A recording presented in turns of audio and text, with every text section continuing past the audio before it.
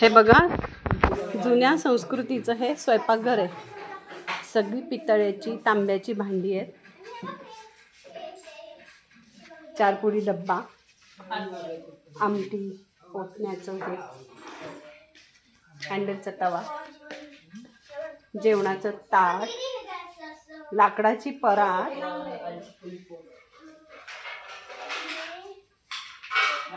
हे मोदक पात्र आहे जाळीचं, तसराळ, हे ताक लोणी काढायचं. ते पुडीचे डबे बघा किती छान आहेत, प्युअर पितळ आहे. 4 पुडी आहे, तो मोठा फॅमिलीसाठी मोठ्या पुडीचा. पूर्वीचा डालड्याचा डबा बघा, पूर्वीचे असे हे डालड्याचे डबे होते. हे ताटाळ, सगळी ताटं यात.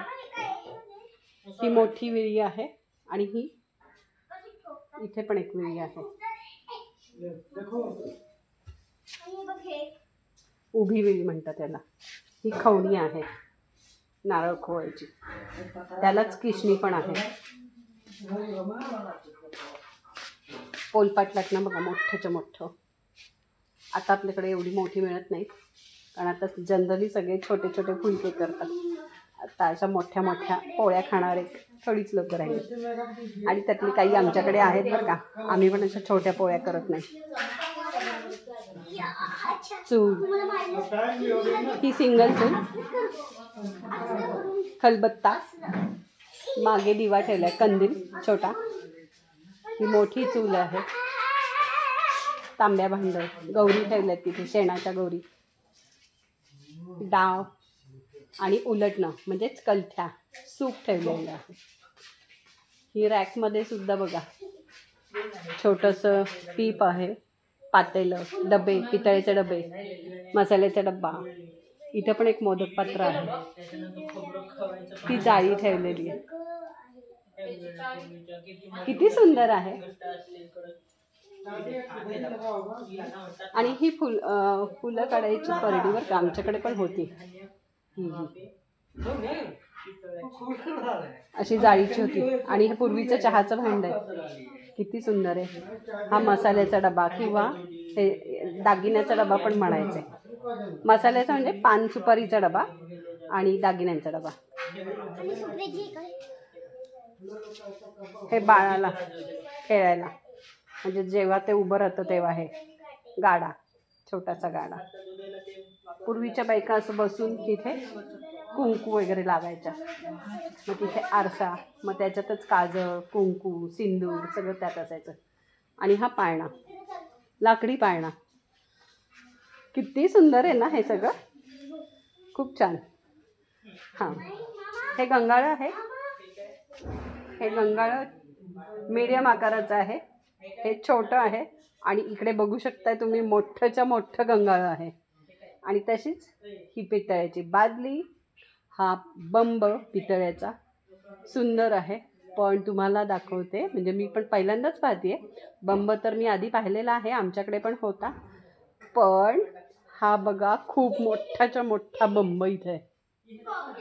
किती सुंदर आहे, खूप छान. ही टोपली. आणि हे आंघोळीचे तांबे, ते सुद्धा पितळ्याचे.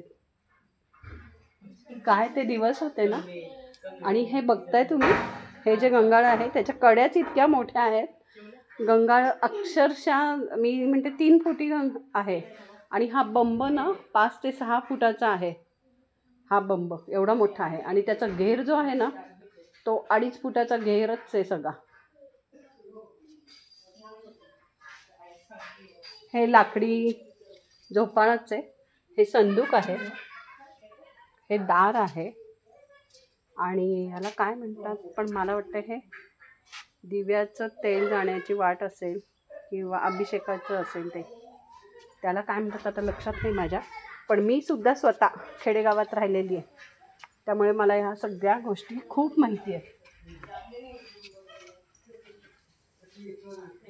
हे बघा, ह्या दालनात सगळे पितळी डबे ठेवले आहेत.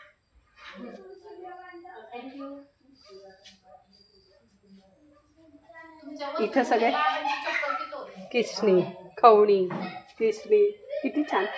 इथे सगळे विळ्यांचे प्रकार आहेत. किती छान आहेत ना.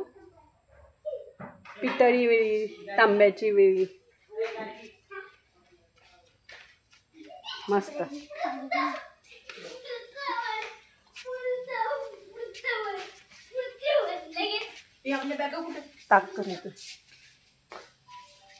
ताक करायचं, लोणी वगैरे काढायचं.